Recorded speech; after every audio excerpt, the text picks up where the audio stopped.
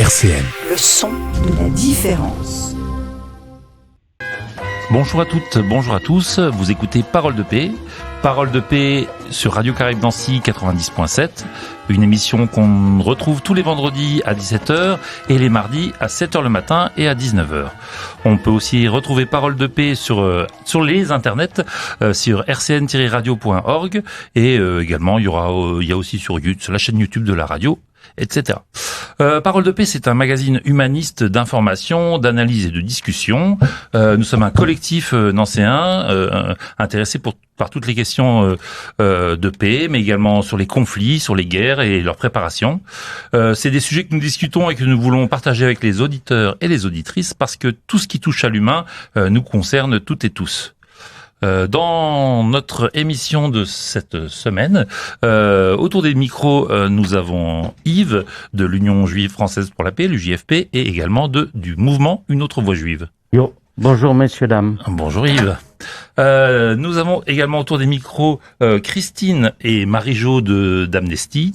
Bonjour. Bonjour. Oh, en cœur. C'était beau. on a travaillé. Alors, on voit qu'il y a du boulot. Et le cœur des vierges. Et nous avons également Valentin qui est avec nous. Bonjour Valentin. Bonjour Stéphane, bonjour à tout le monde. Alors, comme d'habitude, on va commencer par quelques brèves. Et j'ai oublié de dire le principal, le dossier de cette semaine, nous allons le consacrer aux 60 ans d'Amnesty International. Et nous recevrons le directeur adjoint, le président adjoint.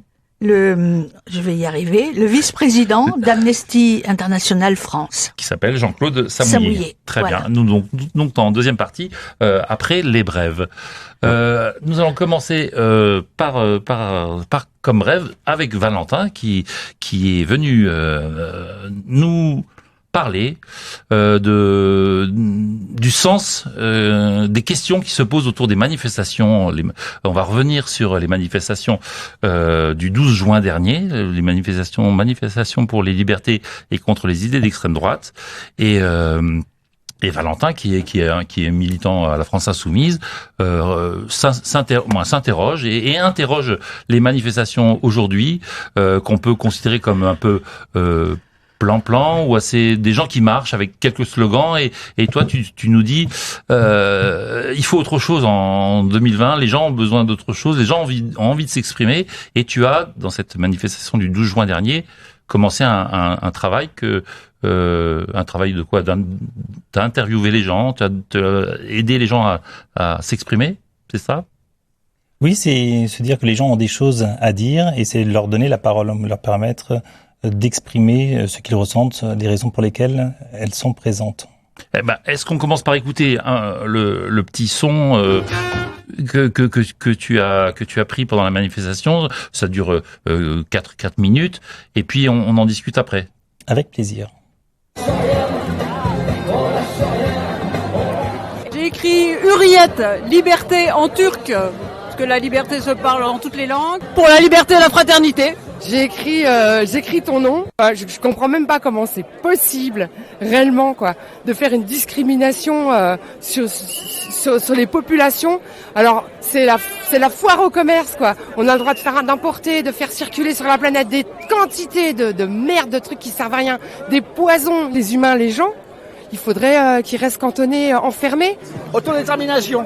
La liberté, c'est complexe. On peut pas être totalement libre. On est obligé de soi-même se fixer des limites et des barrières. Sinon, la liberté, c'est un gouffre. Donc, dans l'autodétermination, c'est un moyen d'être libre et de savoir où sont nos barrières. Le fascisme, c'est un problème. Puis, j'ai tendance à penser que dans la société actuelle, on est en train de partir dans un côté qui est pas très rassurant de ce côté-là. Le mot amour. Parce que sans amour, l'amour renvoie à la responsabilité, au respect les uns des autres. Et sans amour, il n'y a pas de liberté possible. Je suis là pour lutter contre les idées d'extrême droite. République, parce qu'on est sur la place de la République. La République, c'est important, on est en République. Et la République, c'est la liberté, mais c'est aussi... Moi, je suis venue aussi manifester contre l'extrême droite. L'extrême droite n'est pas un parti républicain. Voilà. Insurrection. La liberté, pour l'instant, on l'a pas, donc c'est le moyen de l'avoir. On doit lutter contre le racisme ambiant. Rêve. J'ai écrit Révolte, qui est aussi au fond des tripes de tout être humain. C'est rêve, un mythe, un idéal, une valeur suprême, que l'homme essaiera toujours de conquérir. Enfin, pour moi, c'est ça, quoi. Céline, pour manifester contre l'extrême droite, c'est la montée de l'extrême droite. Fabrice, solidarité, ça va de pair avec la liberté. Pour vivre dans un monde meilleur, il faut être solidaire aussi, je pense. Et donc pour lutter aussi contre la droitisation, l'extrême droitisation de la société. Bruno, tout est dit, je crois. Pas la peine. Pour essayer de faire front contre le fascisme et pour la liberté. Je m'appelle Adeline, j'ai écrit le mot fraternité. Sans ça, on n'a plus rien. On a besoin des uns des autres. Louane, bienveillance, faut soutenir les autres. Jean-Marie, la commune de Paris, le peuple qui se réapproprie son avenir et son destin pour manifester contre l'extrême droite, ces idées nauséabondes. Stéphanie, ouvrir, que je pense qu'il faut ouvrir les esprits, il faut ouvrir les territoires, il faut s'ouvrir aux autres. Je suis là pour manifester contre les idées d'extrême droite et pour les libertés. Marie, tolérance. Josette, la vraie démocratie qui est le vrai symbole de la liberté. Je suis gilet jaune parce que je me bats contre les inégalités, je me bats contre le système capitaliste que l'on a.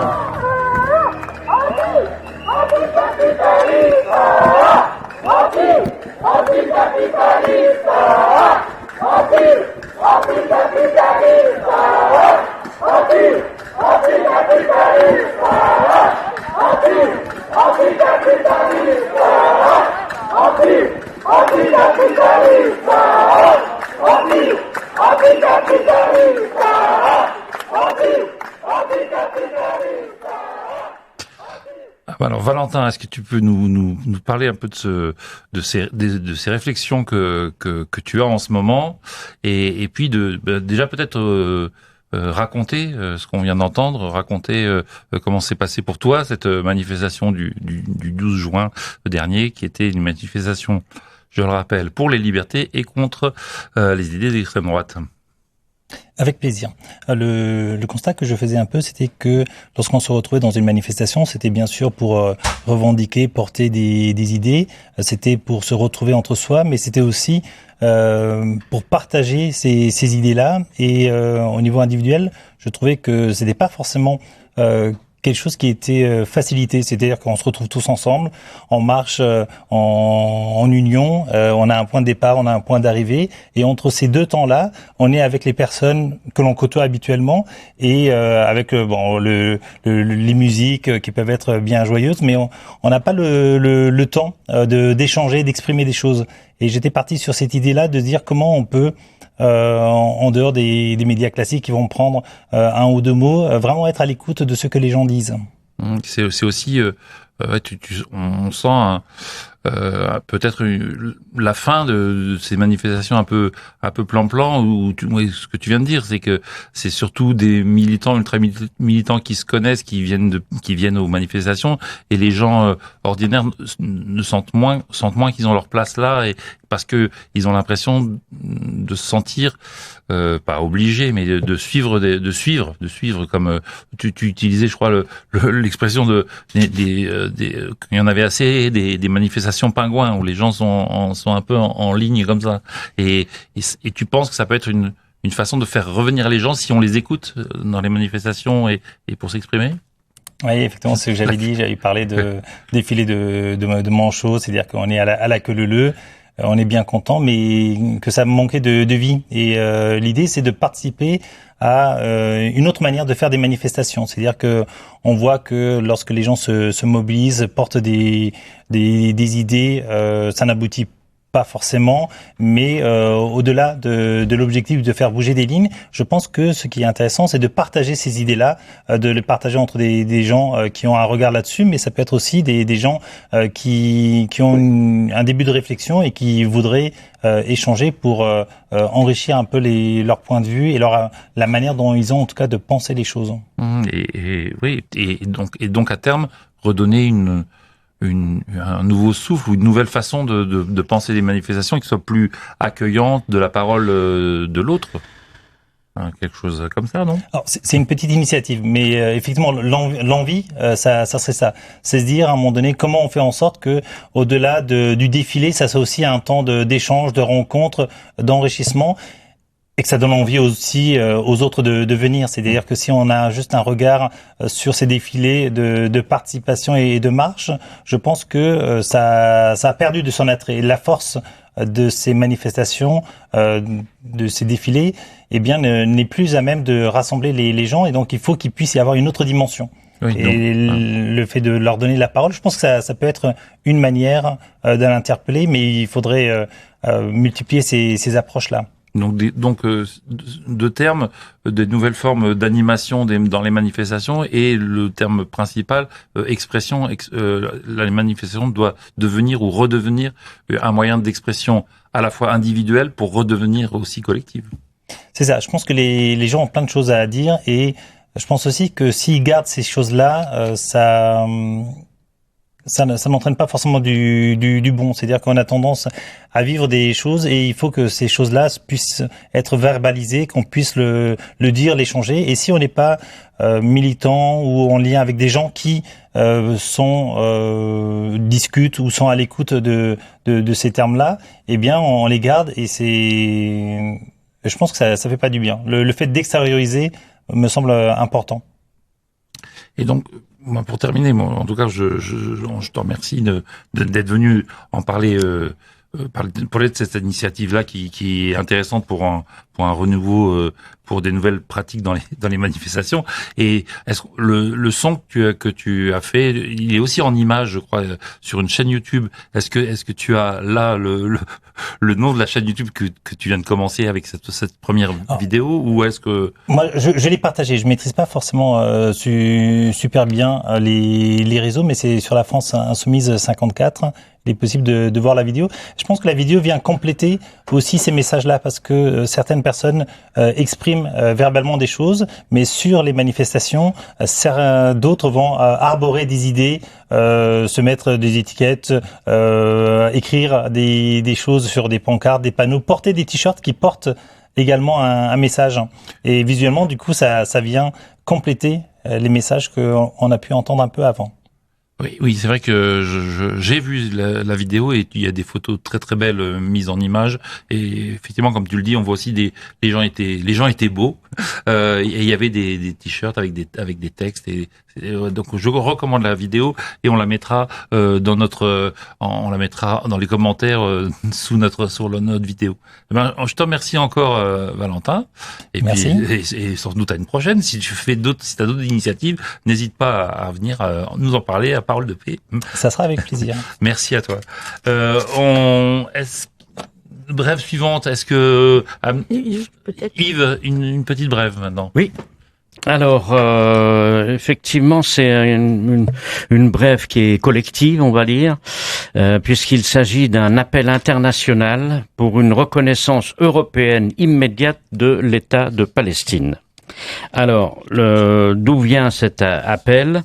Eh bien, les premiers signataires en France de l'appel de cette campagne sont l'Association France-Palestine Solidarité, AFPS, la Confédération Générale du Travail, CGT, Fédération Syndicale Unitaire, FSU, la Ligue des Droits de l'Homme, LDH, le Mouvement de la Paix, Mouvement contre le racisme et pour l'amitié entre les peuples, le MRAP, REF, Réseau Euromède France, la Solidarité laïque, une autre voix juive dont je fais partie.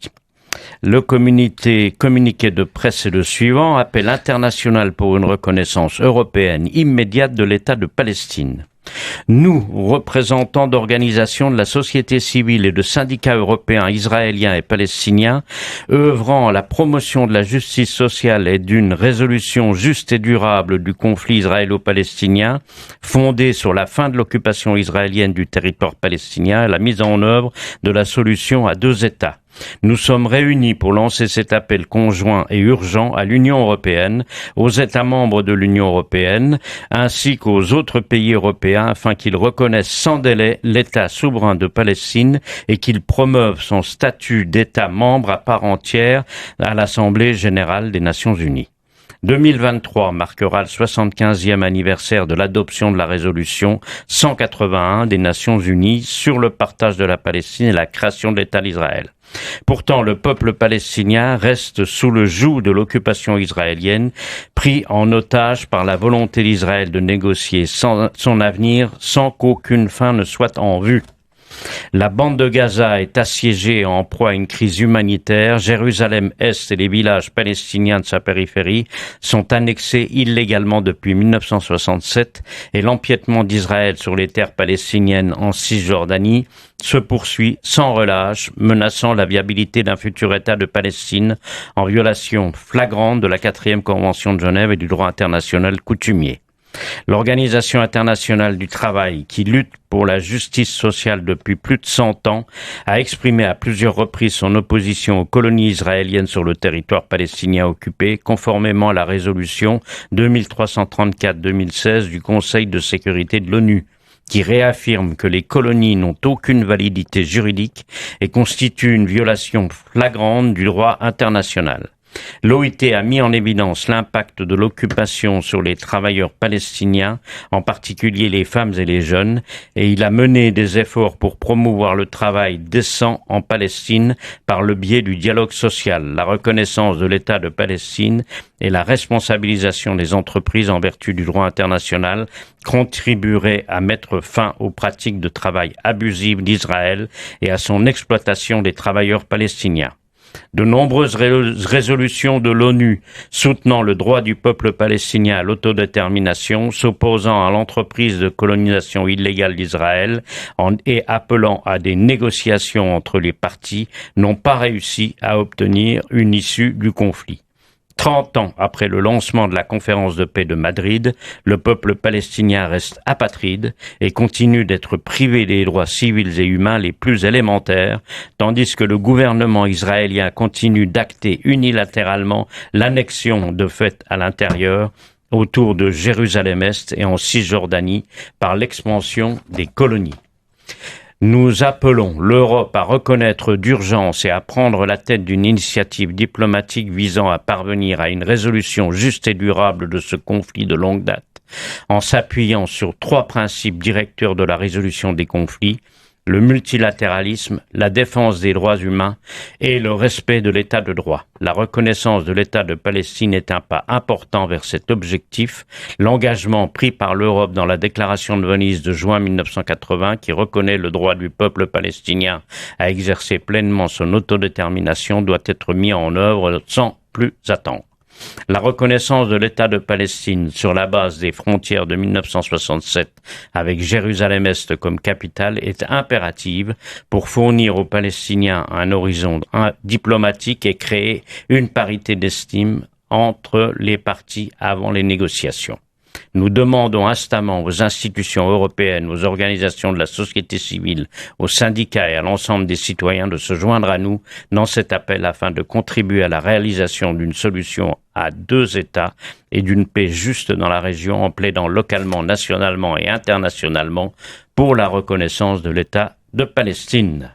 Voilà. Eh ben, merci. Tu disais, on retrouve ce texte, cet appel, si on veut bien le relire, oui, sur le site de l'UAVJ. Non, tu as dit que l'UAVJ était signataire. En fait, le texte, donc, il est... Ben oui, de toute façon, il sera sur UAVJ. Qui est signataire. Parce que là, je vois pas, là. Et sinon, on remettra les précisions sous la vidéo. Oui. Oui, éventuellement. On te remercie. Les amis d'Amnesty ont aussi une brève qu'est-ce qui va se passer le 11 juillet? Bonjour à tous. Donc, Christine et moi faisons partie du groupe de Nancy d'Amnesty International. Et donc, en Lorraine, donc dans les 4 départements lorrains, il y a 13 groupes d'Amnesty. Donc, dont celui de Nancy. Et donc, Amnesty International fête ses 60 ans, puisqu'en mai 61 a été créé le mouvement qui allait devenir donc Amnesty International par la création à la suite d'une je vais trouver le mot, à la suite d'un article fait par un avocat londonien, Peter Benenson. Sur la création d'Amnesty, nous aurons tout à l'heure le témoignage du vice-président d'Amnesty International France, mais là nous voulions vous parler de ce qui va se passer en Lorraine, et donc les 13 groupes lorrains se sont associés pour faire une fête, pour fêter les 60 bougies d'Amnesty. On a voulu que ce soit festif, à la suite de cette période un peu difficile.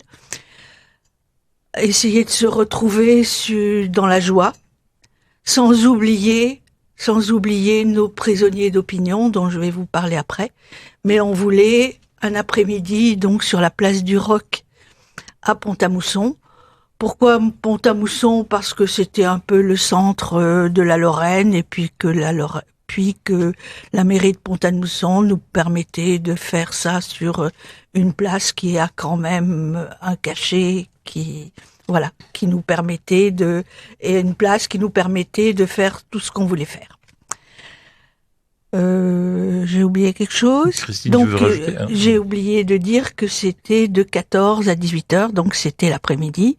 Donc si c'est festif, il y aura aussi un temps militant avec rappel de ce qui est notre fondement, c'est-à-dire la Déclaration des droits humains de 1948.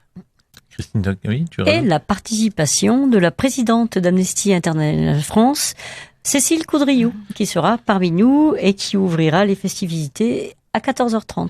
Donc dimanche 11 juillet, place du Roc à Pont-à-Mousson. Ouais. Venez nombreux et nombreux, c'est de 14h à 18h pour les 60 ans d'Amnesty, pour les 60 bougies d'Amnesty. Il y aura donc, tu viens de dire, la présidente d'Amnesty France sera présente, mais également il y aura des animations, et également il y aura des informations sur le travail et les actions d'Amnesty. Oui. Voilà. Donc il y aura une fanfare, l'école de musique de Pont-à-Mousson qui nous fera du jazz, il y aura des doses orientales, une flash mob, et plein d'autres choses. Oui, donc un des membres d'Amnesty a créé une chanson sur Amnesty, et là-dessus aussi des gens de Pont-à-Mousson ont créé une chorégraphie. On espère pouvoir faire un flash mob qui tienne la route et qui soit reproduit sur les réseaux sociaux. Donc le 11 juillet, tout le monde à Pont-à-Mousson. Tout le monde à Pont-à-Mousson. Les petits et les grands, puisqu'il y aura des ateliers de peinture, de jonglerie pour les plus jeunes. Et puis une foire aux livres également du groupe d'Amnesty, puisque Amnesty, traditionnellement, les groupes font toujours des foires aux livres. Du groupe de Pont-à-Mousson, puisque beaucoup de nos groupes, beaucoup des groupes on fonctionne avec donc Amnesty ne reçoit aucune comment on appelle ça, subvention, merci, mais fonctionne avec les dons et les participations des membres et des groupes. D'accord. Et donc où récupère-t-on de l'argent? Souvent avec nos foires aux livres, puisque nous participons au fonctionnement d'Amnesty France. Très bien. Voilà. Donc dimanche 11 juillet, l'après-midi, place du Roc, Pont-à-Mousson, avec Amnesty International. Moi, je voulais juste te donner une toute petite brève, mais vraiment toute petite avant qu'on passe au dossier, et on va parler vraiment plus en profondeur d'Amnesty avec le vice-président Jean-Claude Samouillet, pardon. Donc moi, je voulais juste dire aussi qu'à Nancy, à la fin du mois d'août, il y allait avoir comme l'an dernier, un camp climat. Le camp climat 2021 de Nancy se déroulera du 21 au 28 août. Les camps climat, c'est des sorte de rassemblement pour réfléchir, s'informer, se former, s'engager face à l'urgence climatique et sociale. Ces camps climat, ils sont portés par Alternativa, la COP21 et les Amis de la Terre, et donc on trouve les informations un peu partout. Donc camp climat Nancy 2021 du 21 au 28 août. Voilà, pensez-y si vous avez envie de réfléchir sur les questions de climat et d'urgence climatique et sociale. Voilà pour cette dernière petite brève. Je propose qu'avant d'accueillir Jean-Claude, on fasse une petite pause musicale et on va écouter On va écouter John Baez qui chante Here's to You, Nicolas Barthes. Marie-Jo. Au préalable, je voudrais parler un petit peu de 3 prisonnières dont les groupes de Pont-à-Mousson et de Nancy ont en dossier d'intervention, c'est-à-dire que l'on travaille sur le long terme pour les faire libérer. Et donc, comme parler d'elles, c'est un peu maintenir leur présence alors qu'elles sont dans des prisons ou qu'elles sont menacées de mort. Je voudrais parler d'elles. Et donc, je voudrais parler, alors, la prononciation, je ne sais pas, c'est Nolé Mumbuta, qui fait partie d'un peuple autochtone d'Afrique du Sud, qui est menacé, car elle essaye d'empêcher une compagnie minière de s'approprier les terres de tout son peuple. Et donc, elle est menacée de mort, et donc on essaye de parler d'elle pour faire autour d'elle un rempart pour empêcher que certaines personnes nuisent à son intégrité. Ouais. Voilà. Je voudrais parler aussi de 2 prisonnières iraniennes, Athéna Demaï, qui est donc une prisonnière qui est prise en charge par le groupe de Pont-à-Mousson, qui a milité et qui milite pour l'abolition de la peine de mort capitale en Iran et qui est actuellement en prison. En juillet 2020, elle a été condamnée à une peine de 2 ans de prison ainsi qu'à 74 coups de fouet.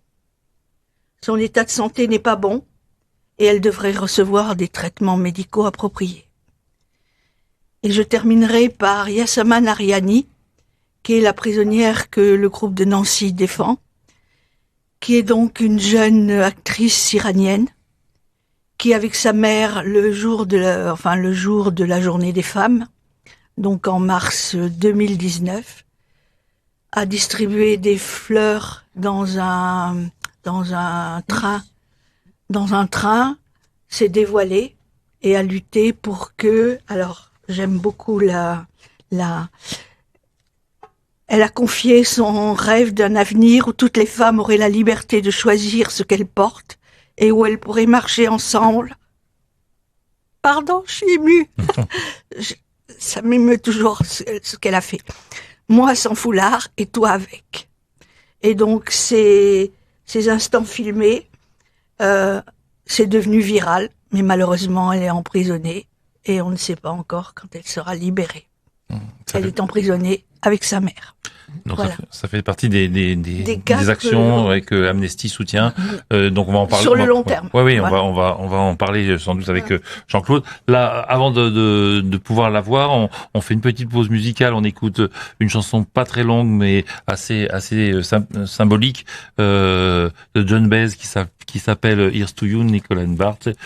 Et on écoute et après nous parlons avec Jean-Claude Samouillet, vice-président d'Amnesty. Vous écoutez Radio Caraïbes Nancy, c'est l'émission Parole de paix. On vient d'écouter John Baez et la chanson Nicolas Barthes, une chanson qui a été quand même assez forte et qui était dans le film qui s'appelait Sacco e Vanzetti, un film de 1971 avec une musique d'Ennio Morricone et une chanson de John Baez.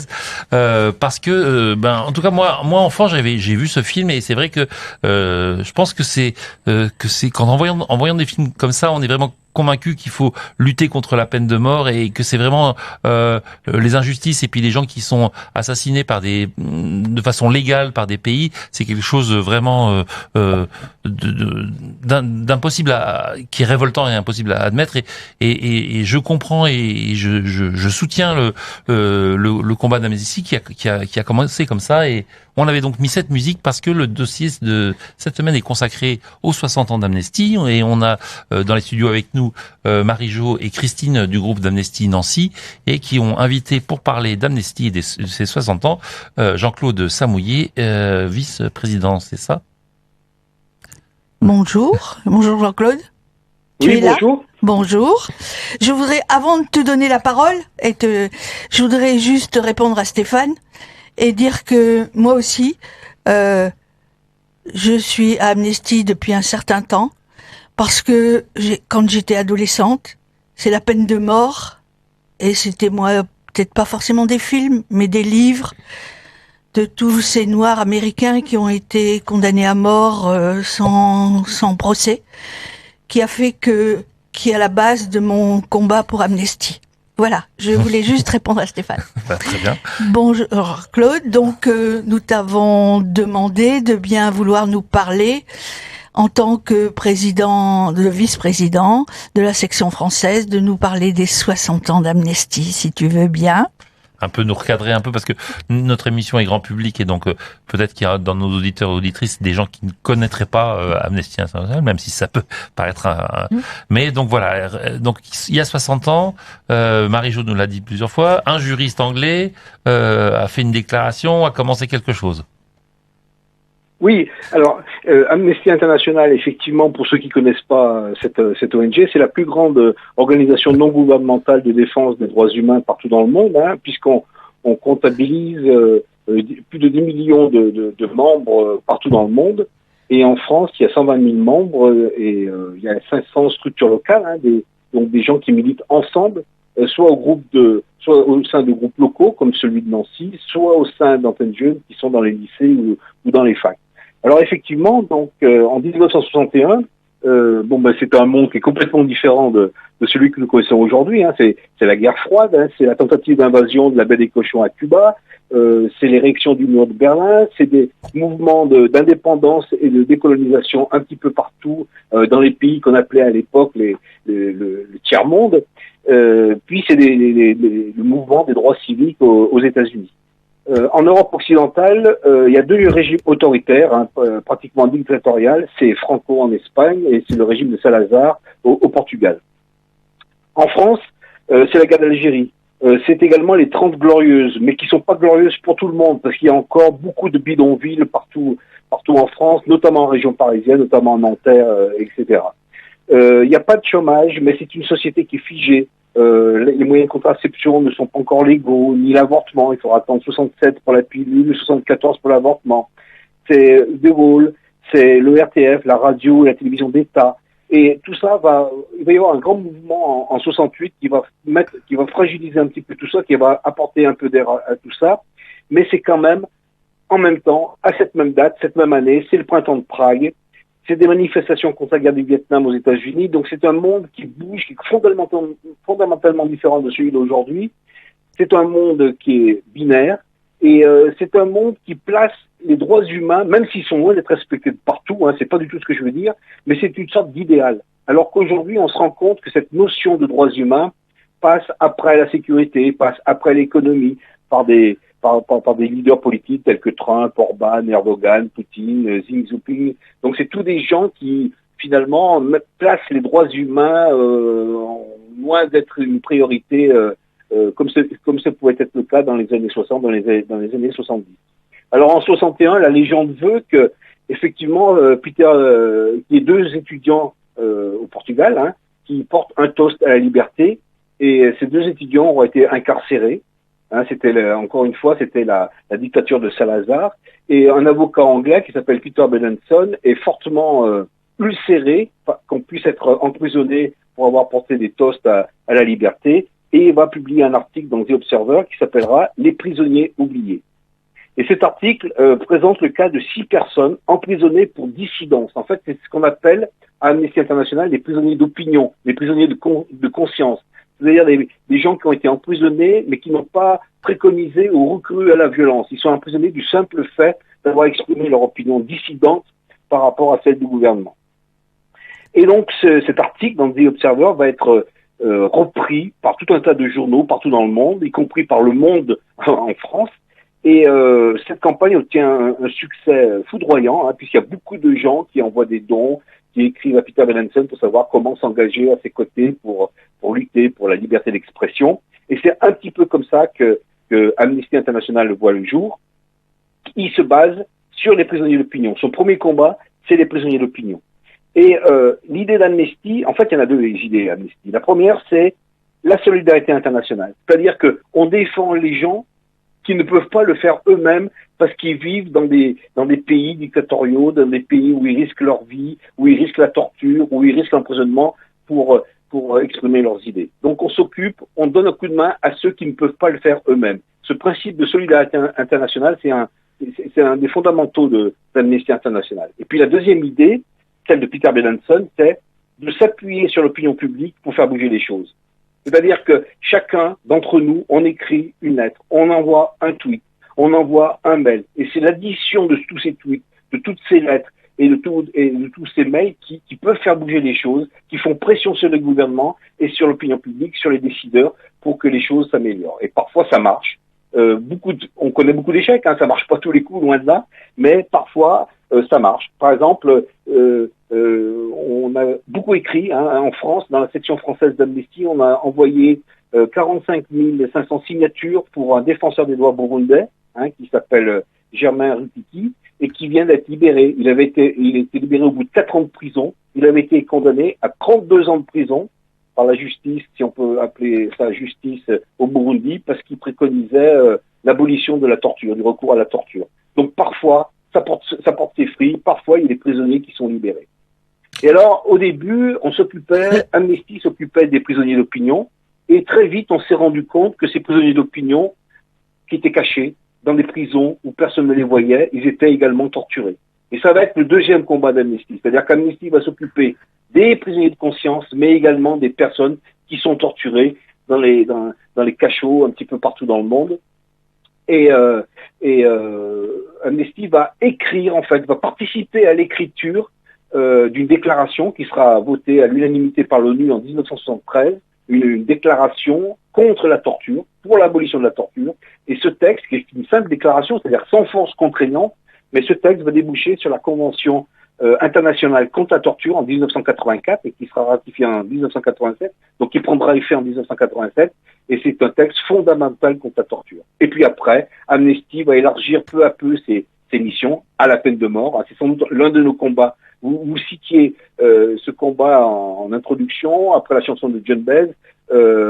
Effectivement, la lutte contre la peine de mort, l'abolition de la peine de mort, ça sera un des sujets majeurs pour Amnesty International, avec, au cours des années, de plus en plus de pays qui l'abolissent, mais par contre, ceux qui restent sont des pays qui y recourent beaucoup. C'est la Chine, on ne connaît pas le chiffre exact, mais c'est sans doute des milliers, des dizaines de milliers, voire plus, de peines de mort par an. C'est l'Iran qui tue également des mineurs, au mépris de toutes les conventions internationales, notamment de la Convention internationale pour les droits de l'enfant. C'est l'Arabie Saoudite, c'est des pays qu'on connaît peu, c'est la Corée du Nord, c'est l'Érythrée. Donc effectivement, le nombre de pays qui ont recours à la peine de mort diminue, mais le nombre de peines de mort reste quand même trop élevé, et c'est un combat qui n'est pas fini.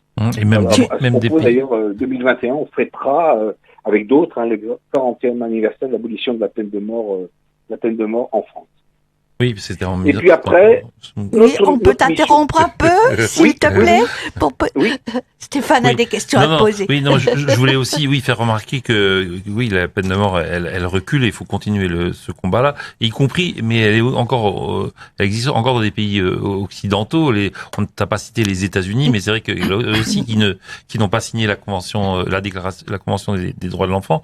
Oui, ce sont des combats qu'Amnesty porte, et c'est vrai qu'Amnesty est connu pour ces combats là, et c'est important de faire connaître toutes ces actions contre la torture, contre les emprisonnements arbitraires, et toutes les actions que vous faites par rapport aux droits humains. Et Marie-Jo, toi tu voulais compléter? Oui, je voulais juste dire qu'il y avait aussi les États-Unis, que ça n'a pas été aboli dans tous les États. Et je voulais rappeler aussi qu'à Metz le week-end dernier, il y a eu... C'était en juin ou... Oui, le week-end, c'était il y a 3-4 jours, quoi. C'était le 26, du 23 au 27 juin, je crois. D'accord. Donc il y a eu un forum contre la torture, avec des associations comme la LDH, comme la CAT, comme l'association de Mesqueleu, puisqu'à Mesqueleu il y a eu pendant la guerre de 40-45, il y a eu des tortures par les nazis. Et puis donc il y avait Amnesty. oublié, je pense, personne. Il y avait des personnalités, il y avait aussi la présidente de Amnesty était là. Il y avait aussi Monsieur Pitti qui était voilà, présent. donc ce forum a été organisé donc surtout par Raphaël Pitti et donc avec les associations que j'ai citées, et il y a eu des témoignages de Syriens qui ont été emprisonnés dans des geôles de Bachar al-Assad. Donc on renverra nos auditeurs aussi. Je crois qu'il y a eu des vidéos sur YouTube qui ont été produites. Est-ce qu'on continue Yves, 10 secondes, le professeur Pitti, il faut dire quand même pour les auditeurs qui ne se connaîtraient pas, on l'a déjà eu sur notre radio. C'est un médecin militaire qui est allé à plusieurs reprises intervenir dans des actions chirurgicales en Syrie, sous le feu, il intervenait, et c'est vraiment une personnalité extraordinaire qui mérite, à mon avis, le prix Nobel. Voilà. Donc, et on l'aura de nouveau sûrement à la rentrée, parce que il va intervenir dans le cadre de Syrie au cœur, qui est organisé par nos amis syriens sur Nancy. Voilà. Donc, merci Yves. On reprend notre course sur donc Amnesty. On voit maintenant les origines, et il y a eu des évolutions aussi. Moi, je crois dans l'organisation d'Amnesty qui s'est fortement développée, qui a maintenant oui, tu disais tout à l'heure, une des ONG les plus importantes et les plus reconnues et sérieuses. Et alors quelles sont les activités maintenant d'Amnesty? Quels sont les combats qui continuent d'être menés, et les nouveaux combats? Alors, comme je vous le disais tout à l'heure, on est parti de la défense des prisonniers d'opinion. Après, on a milité pour l'abolition de la torture, de la peine de mort. Enfin, ce qu'on appelle notre socle, si vous voulez, de travail, c'est la DIDH, la Déclaration universelle des droits de l'homme, qui confère à chaque personne humaine un certain nombre de droits. Donc, il y a deux sortes de droits. Il y a les droits civils et politiques, le droit d'expression, le droit de vivre sa religion, le droit à la vie, le droit à un procès équitable. Enfin, c'est le pacte des droits civils et politiques. Et puis, il y a un deuxième pacte, c'est les droits économiques, sociaux et culturels. Et il est vrai que historiquement, Amnesty travaillait plutôt sur le paquet des droits civils et politiques. Et depuis 2000, on travaille également sur les droits économiques, sociaux et culturels. Et de plus en plus, on va tendre vers l'équilibre entre ces deux paquets de droits. Donc les droits économiques, sociaux et culturels, c'est le droit à la santé, c'est le droit à un hébergement digne, c'est le droit à l'éducation, c'est le droit à avoir une activité syndicale. Enfin, c'est des droits vraiment de la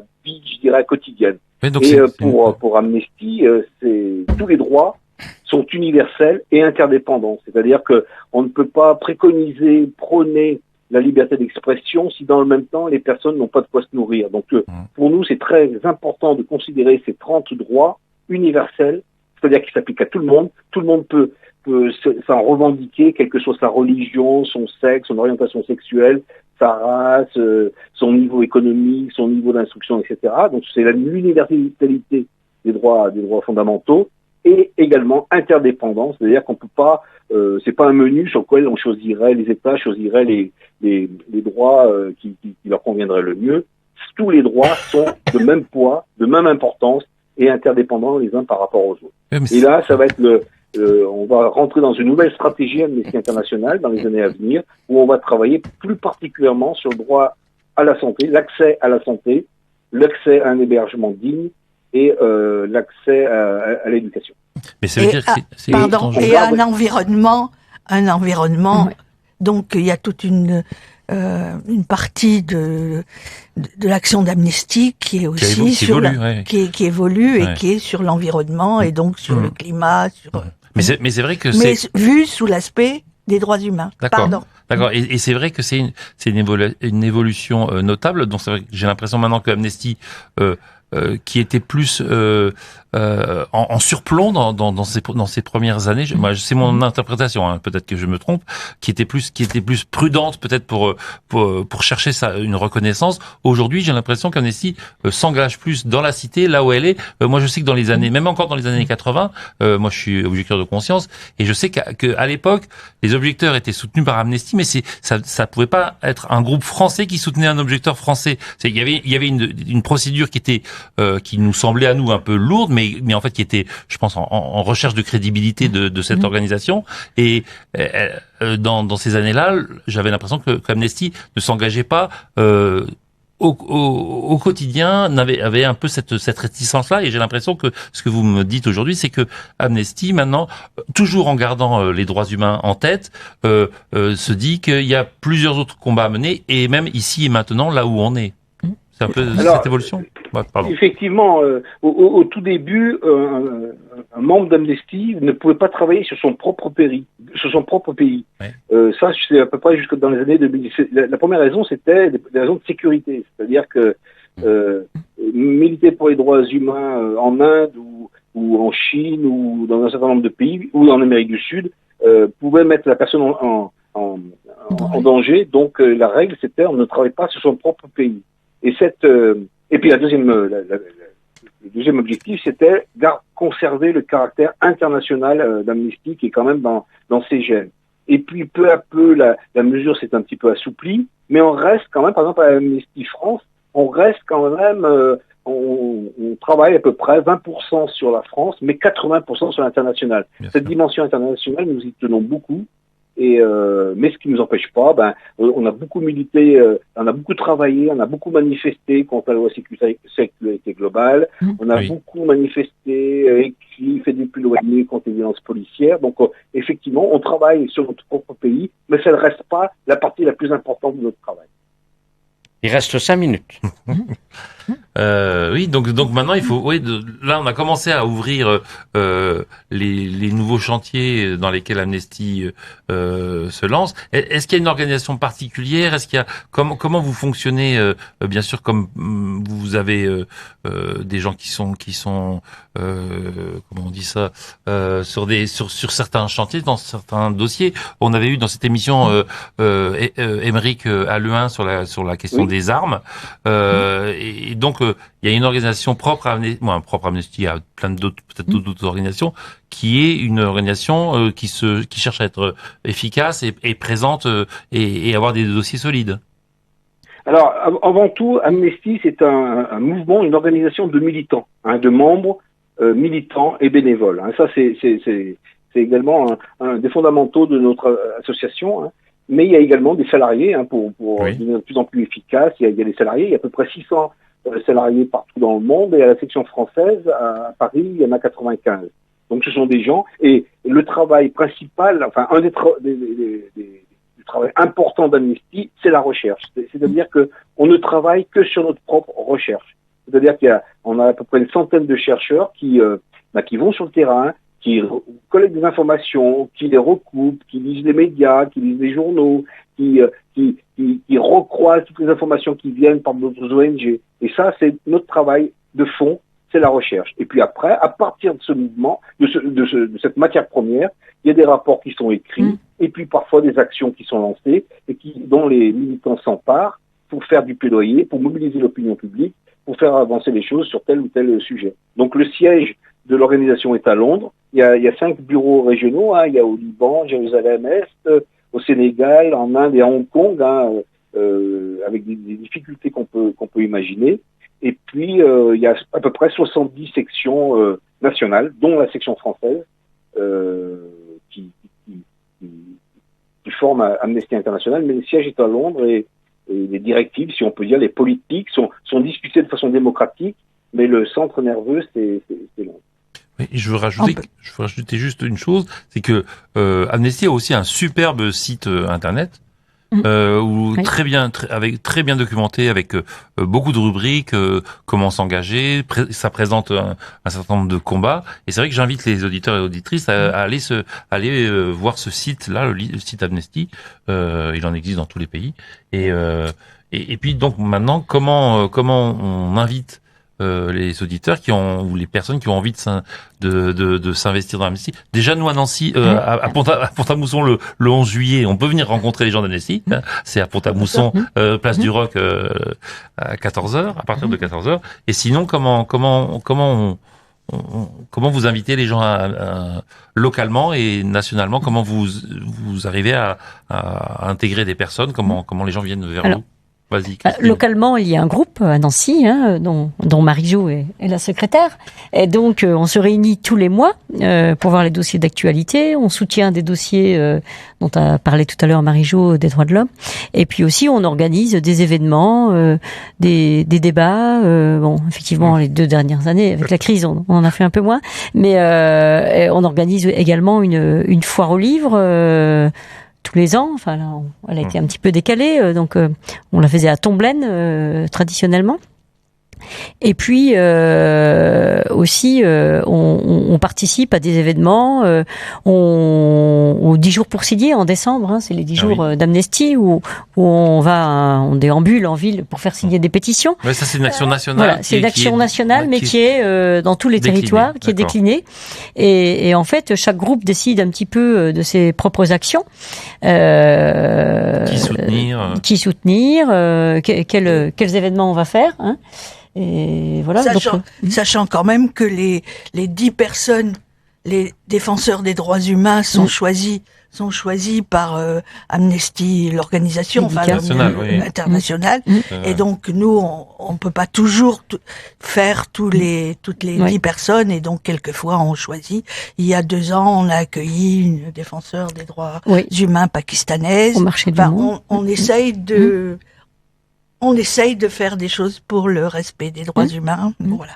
Tous les ans, on participe au marché du monde aussi, qui se passe au mois d'octobre dans les locaux du conseil départemental, où il y a toutes les associations internationales qui sont là. Donc c'est un beau lieu d'échange et de rencontre également, où on accueille le public et on l'informe sur ce qu'on fait. Et vous avez sans doute une adresse mail pour les gens qui souhaiteraient vous rejoindre, je suppose. Alors l'adresse mail, c'est amnesty.nancy@yahoo.fr. Oui, pardon. Oui, elle a raison. J'ai dit non, mais elle a raison. amnesty.nancy@yahoo.fr. Voilà. Facile à retenir. Voilà. Et Jean-Claude Samouillet, toi, un dernier mot du point de vue du siège national. Comment l'organisation, comment l'ONG Amnesty évolue en termes de fourmilière qui travaille et qui. Alors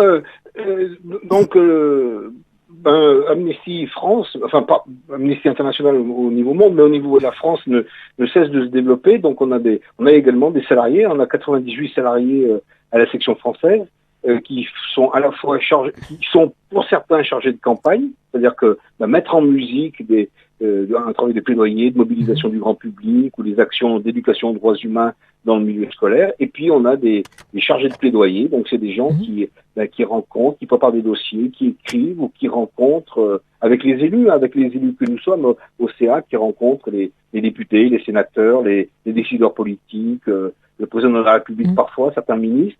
Et donc on s'appuie sur une centaine de salariés, mais il y a également 120 000 personnes militants en France, dont à peu près 4 000 sont dans des structures locales, et eux-mêmes font des activités qui sont très, très primordiales, des activités d'éducation aux droits de l'homme dans les lycées, dans les collèges. Il y a des supports pour intervenir à la demande des professeurs et des proviseurs. Ils font également, ces groupes locaux font également du plaidoyer local, c'est-à-dire qu'ils vont rencontrer leurs propres sénateurs, leurs propres députés pour certaines lois qui nous paraissent devoir être modifiées ou annulées et puis il y a également des groupes locaux organisent des soirées débats avec des films, des conférences, pour diffuser un petit peu cette notion de droits humains parmi la population, et puis des activités de collecte pour alimenter des fonds de soutien. Je suis désolée, Jean-Claude, mais je crois que là, il faut qu'on t'interrompe. Mais là, on nous fait signe que le temps est révolu, et donc merci pour tout. Merci d'être intervenu. Merci. Merci à vous. Et désolé de t'interrompre comme ça. On va se saluer nous aussi. En tout cas, c'était vraiment très intéressant avec Jean-Claude Samouillet, vice-président d'Amnesty France, et le groupe de Nancy d'Amnesty. On va se retrouver et on fera d'autres émissions autour des questions des droits humains. Au revoir tous. On se quitte avec merci Amnesty. Jacques Higelin qui chante la croisade des enfants. Ok, merci. Au revoir. Merci. RCN, www.rcn-radio.org